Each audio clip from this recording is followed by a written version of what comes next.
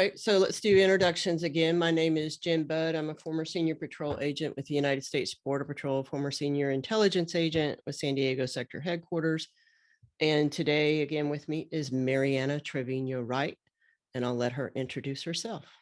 Yes, Marianna Trevino Wright. I am live from McAllen, Texas, notorious on the news, and I'm the executive director of the National Butterfly Center in Mission on the banks of the Rio Grande River. July will make 12 years that I have been there, really with a front row seat to reality, which is radically different than what the rest of the country sees on the news. And some people may be aware that the National Butterfly Center was literally ground zero for Trump's border wall construction, which I encountered on our property on July 20th, 2017, which was 9 months before any congressional vote appropriating funds or authorizing such construction.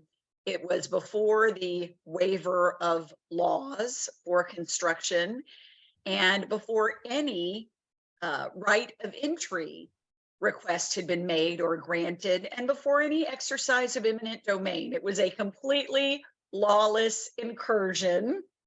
We've had dozens of those by various government entities, and it continues even until today.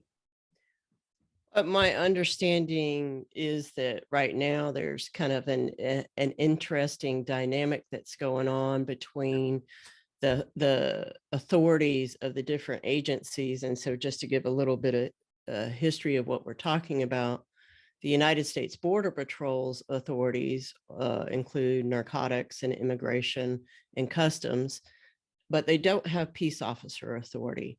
And under the United States Border Patrol's laws and policies, their authorities, they are allowed to stop people within, I should say, let me back up. They're allowed to go on private property within 25 miles of the border without a warrant, except for domiciles, and search those properties for undocumented migrants or narcotics that they believe have come across the border.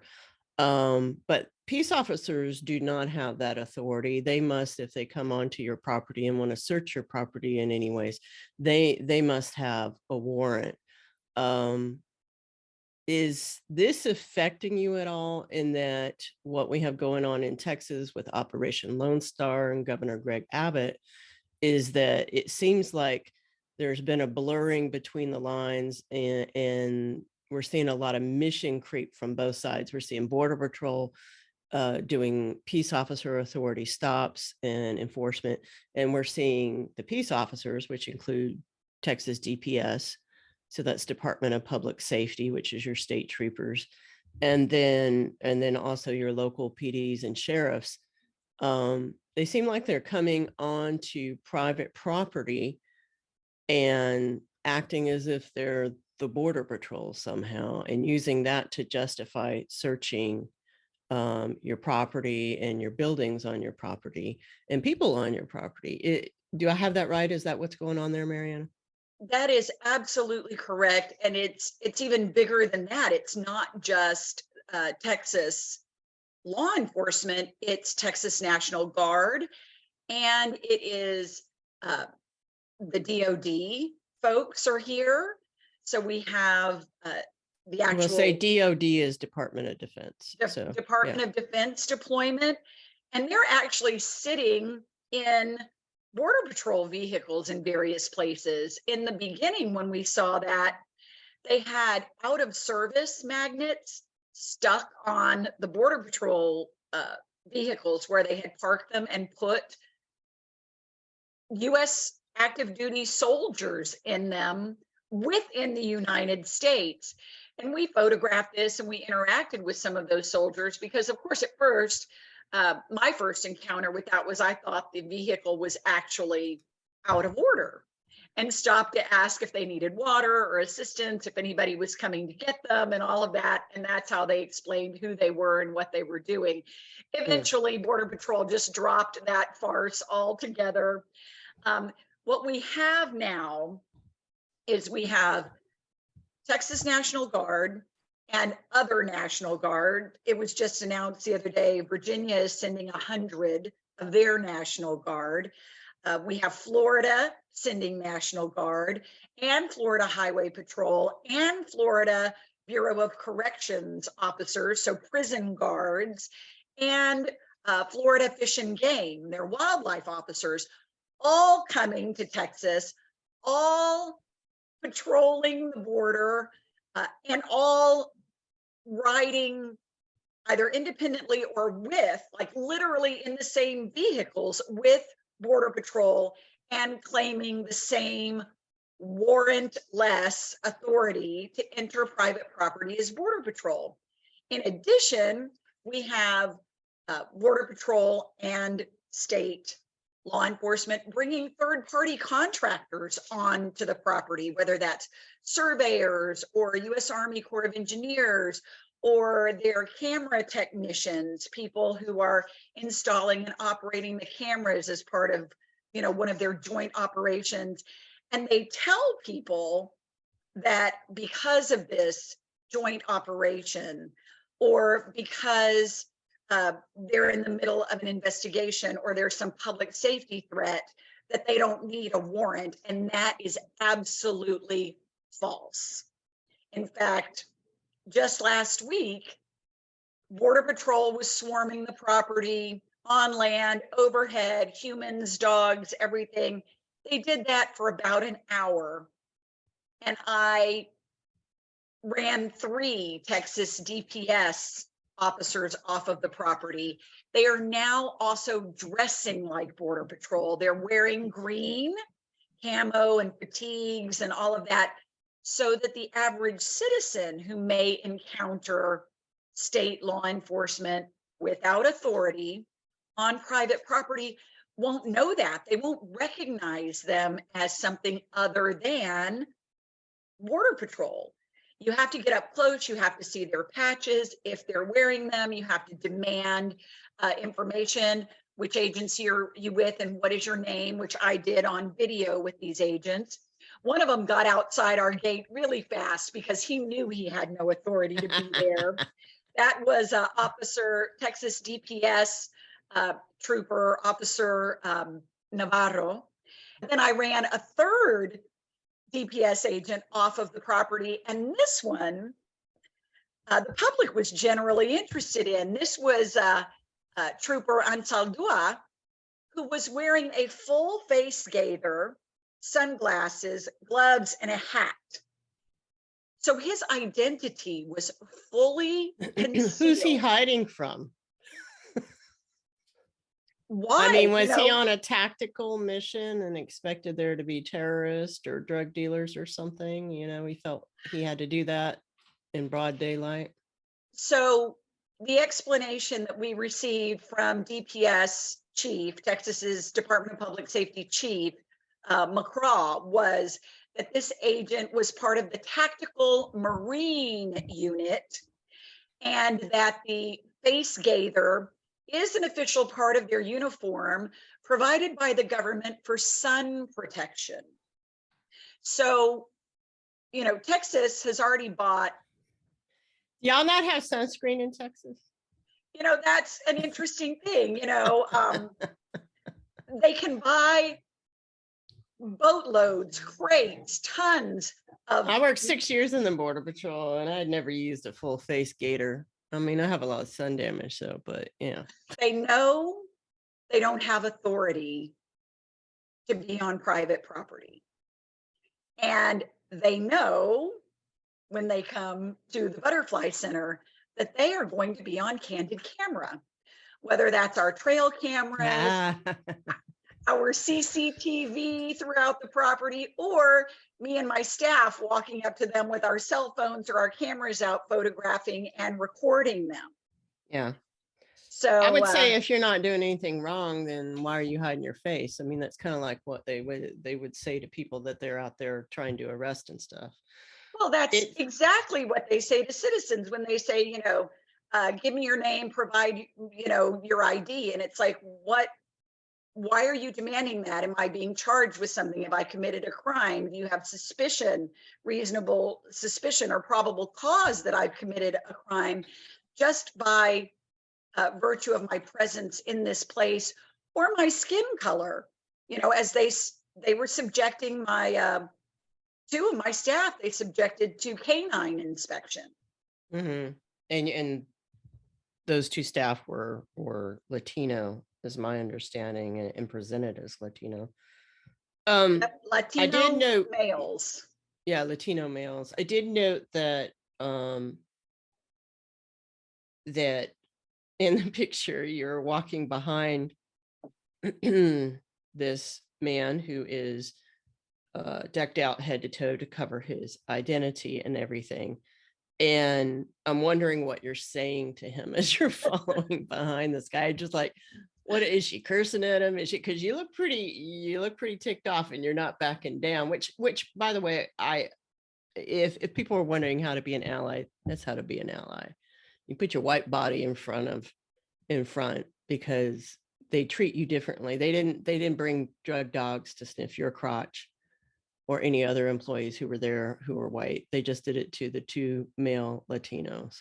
So that's interesting. Exactly so what were you saying? Can you say what you were saying?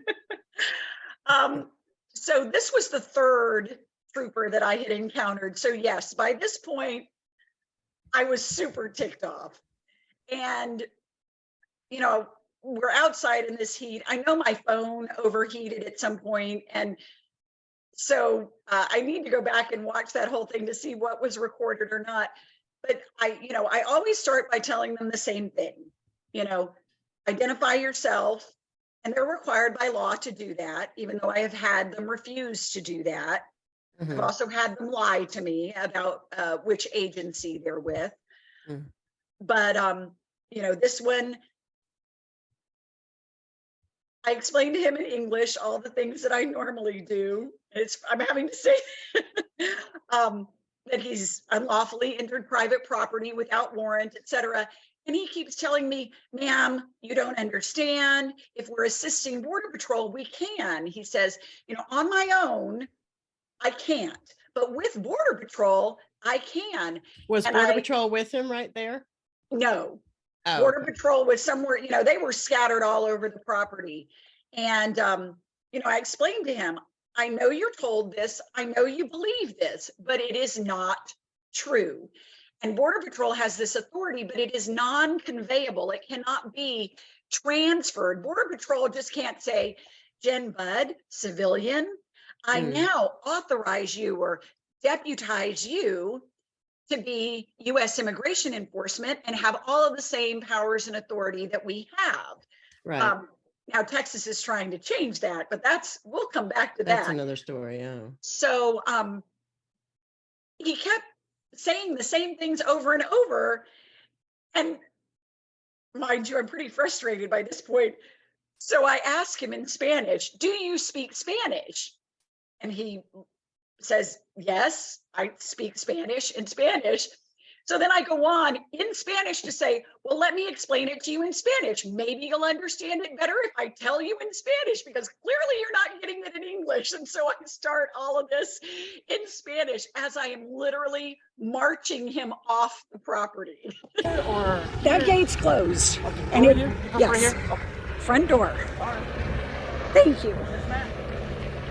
But please, I would ask, please look that up, because you are correct. On my own, I'm not allowed to be here. Okay, But there's you a can big keep but. repeating it. No. No, Man, no, wait. Escalon has even sent me the code that he thinks authorizes you, Yes. and the lawyers have all said, no, it does not. When we work to assist No, Border it doesn't Patrol, matter. It does. Okay, when did you talk to a lawyer about it? We're with You them. never talked We're to a with lawyer them. about it. It doesn't We're with them. matter. Okay? But please, look that up. ¿Hablas español? ¿Entiendes mejor en español? Sí, entiendo español. No le importa lo que ustedes piensan, porque la ley es la ley.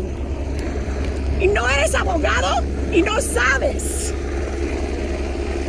in Texas, you have to go to the police academy and have training. Uh-huh. It is less training, less hours for your certification, less education to be a law enforcement officer than to be a beautician or a barber. So you have to have more hours. What?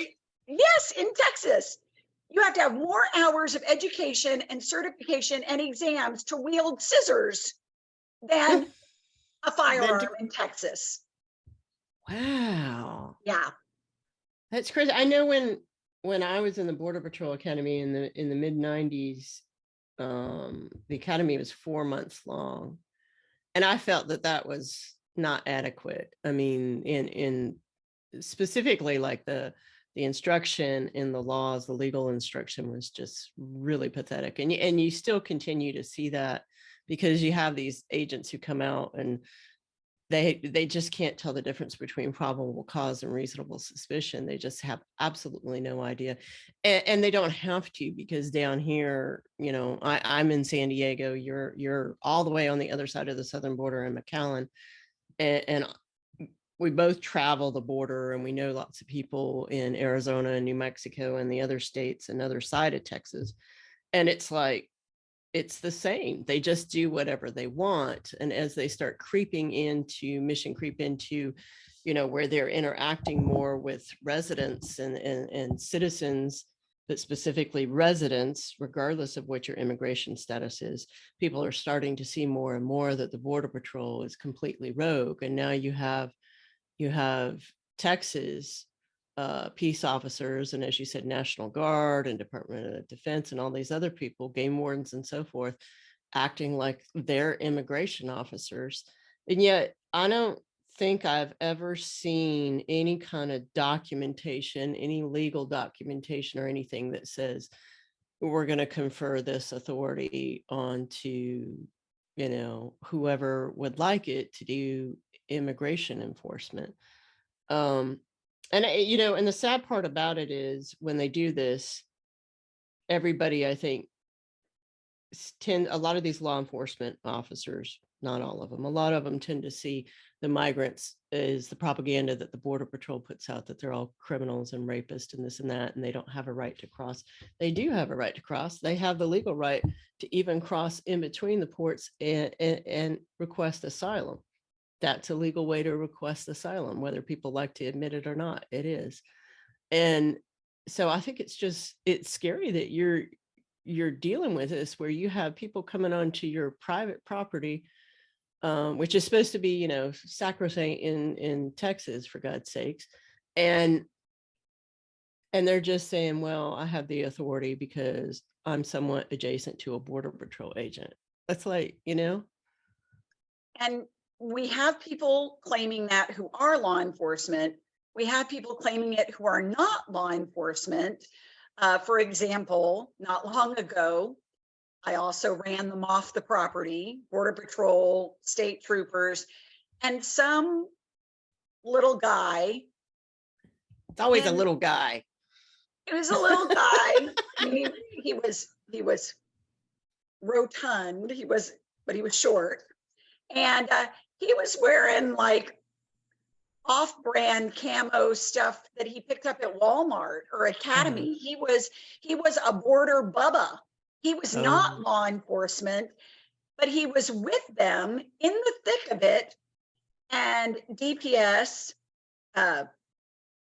regional director Victor Escalon, who people may know of the Uvalde tragedy, he explained to me that this was a Fox News cameraman. Well, it turns out he was a civilian contractor to Fox who was not filming anything, did not have a camera on him.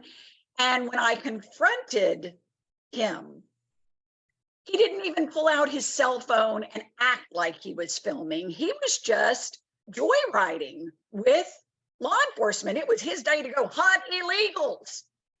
So was he armed? I don't know. You don't know. Okay. I don't recall seeing anything obvious, but that doesn't mean that he didn't have something, on his person. And here again, DPS claimed that, and I record and get everything in writing, as you know, especially from Right. government people, because they all lie. He claimed that DPS headquarters, vets, media people, and then approves them to go on these ride-alongs and to assist Border Patrol, which means, as they explained to me, that they get to, if Border Patrol stops and gets out of the car to go chase somebody into the brush or whatever, these civilians get to chase right along with them, which, as a Border Patrol agent, is That's against 100%. policy. That's not, that's against federal. Yeah. I mean, Yeah. I can't say as to what Texas DPS is doing, but as far as the Border Patrol, no, you're not allowed to engage in law enforcement activities if you're on a ride along with the United States Border Patrol. I mean, in fact, you should stay in the car if they get out Exactly. and start chasing people. I'm just going to suggest that. And I did then push back on DPS and say, okay, so you're vetting these law enforcement. You're saying they're authorized to do this. How have you trained them? Are they armed? How have you equipped them to assist Border Patrol? So we've got two things going on here. We've got the false narratives about the border, the bad hombres, and all of that is designed to inflate the reputation and the authority and the resources, especially financial resources, of Border Patrol. If people believe that we're being invaded, they get more weapons, more technology, more rollback of our civil rights and our Fourth Amendment rights, especially, and other things. And the reality is, most of the people crossing between ports of entry, illegally entering the United States, are walking right up to Border Patrol, sitting somewhere and waiting for them, approaching civilians and asking, can you call Border Patrol for me?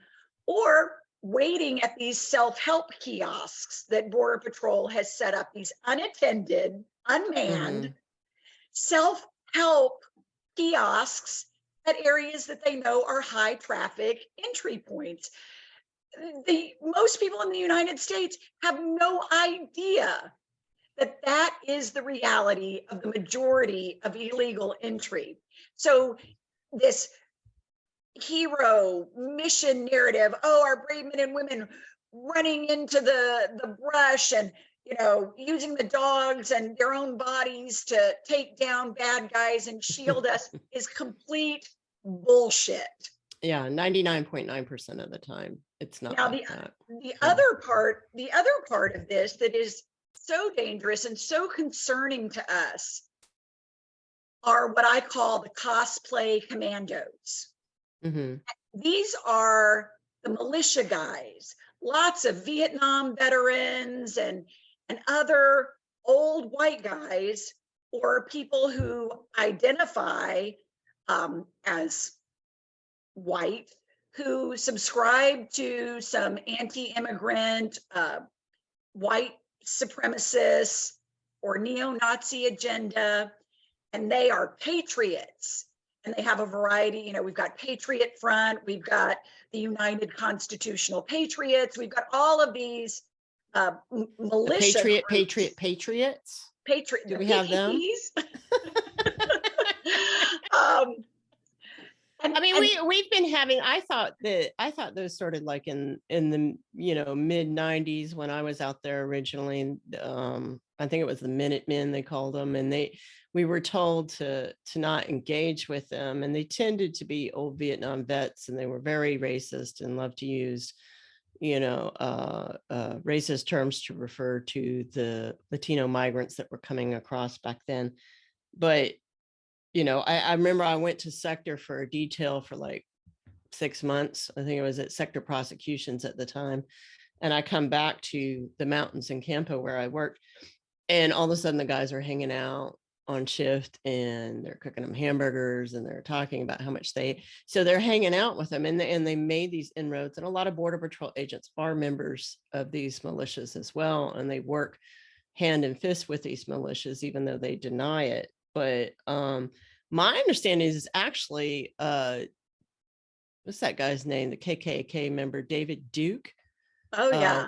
Yeah, he was actually on the border in, was it the 70s or 80s, pretending to patrol the border as well. I always called them wannabe Border Patrol agents. And what they always ended up doing was pointing their assault rifles and stuff at the migrants, scaring the shit out of them, making them run all over the place. Some of them ended up getting injured, and they just, you know, they act like they're out there hunting and they're just having a good old time. But these people are extremely dangerous in my mind. I know in Arizona right now, they have a lot of QAnon members that are part of their militia, and they claim that they're saving children from being, you know, kidnapped and all this other stuff. And they're working with the Border Patrol agents and actively hunting migrant families as they're doing it. So my understanding is this going on in Texas too, but aren't they trying, isn't the governor trying to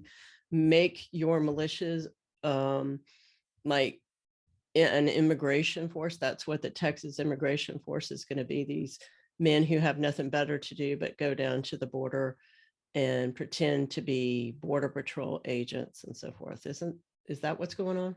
So yes, Governor Abbott wants to create the Texas Border Force. So that would give Texas law enforcement immigration authority.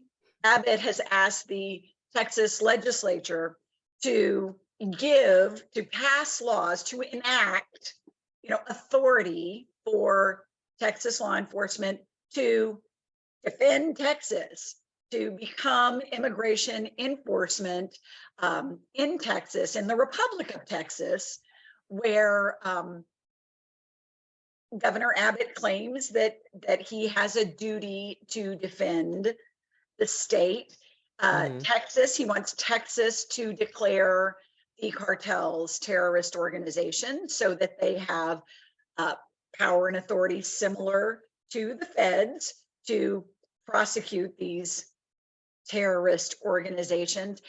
And also they are seeking to enlist and empower citizen militias and others as immigration enforcement vigilantes, basically, to say anybody who wants to come join us in this mission in defending Texas can come, and we will deputize them. You know, the magic wand again. We will say, you now have this lawful authority, which is absolutely unlawful, but it'll take litigation to dismantle anything that they enact. And given the Supreme Court at this point, given Texas's Fifth Circuit, for example, yeah, I don't know how much luck anyone will have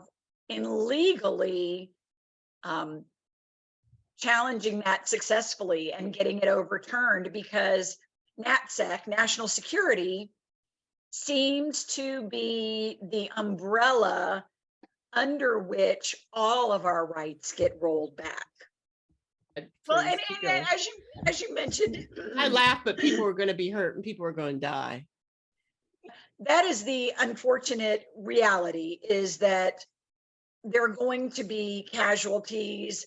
The government will call it collateral damage, again, using the language of war for you know, a domestic situation that is not at all a war. We say our home is not a war zone. If it were, people wouldn't live here. They wouldn't stay and open businesses and raise families and all of those things.